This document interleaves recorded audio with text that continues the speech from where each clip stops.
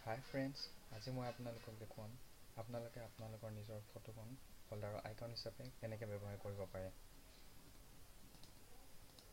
পোনপ্ৰথমতে আপোনালোকে আপোনালোকৰ কম্পিউটাৰৰ পেইণ্টটো অন কৰিব।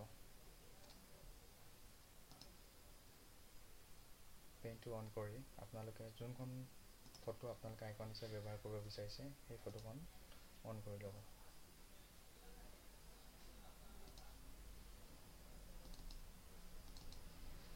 ইয়াতে এইখন ফটো ব্যৱহাৰ কৰিম।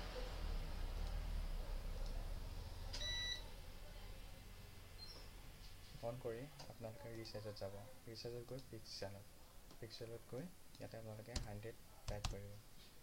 100 টাইপ কৰাৰ লগে লগে আপোনালোকে ইয়াত অ'কে প্ৰেছ কৰিব। অ'কে প্ৰেছ কৰি আপোনালোকে ছেভ এছ কৰিব।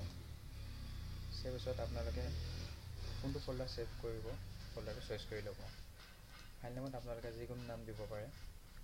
ছেভ এছ টাইপত আপোনালোকে 64 বিটত ক্লিক কৰিব।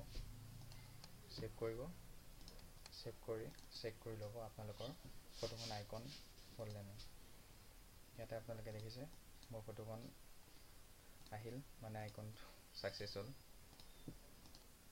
এতিয়া আমি ফল্ডাৰ এটা লৈছোঁ। ফল্ডাৰটো প্ৰপাৰ্টিছত যাব।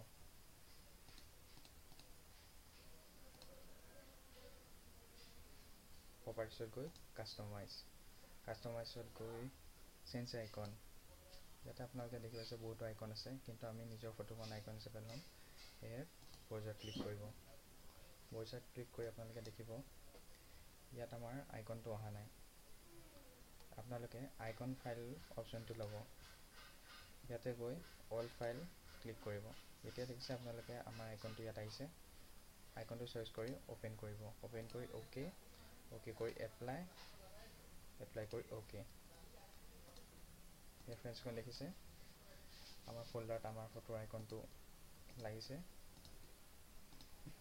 ঠিক এনেদৰে আপোনালোকে আপোনালোকৰ ফটোসমূহ বা আপোনালোকৰ ভাল ফটোখন আপুনি আপোনাৰ বেষ্ট ফল্ডাৰত লগাই থ'ব পাৰে। গতিকে ভিডিঅ'টো ভাল লাগিলে নিশ্চয় লাইক কৰিব।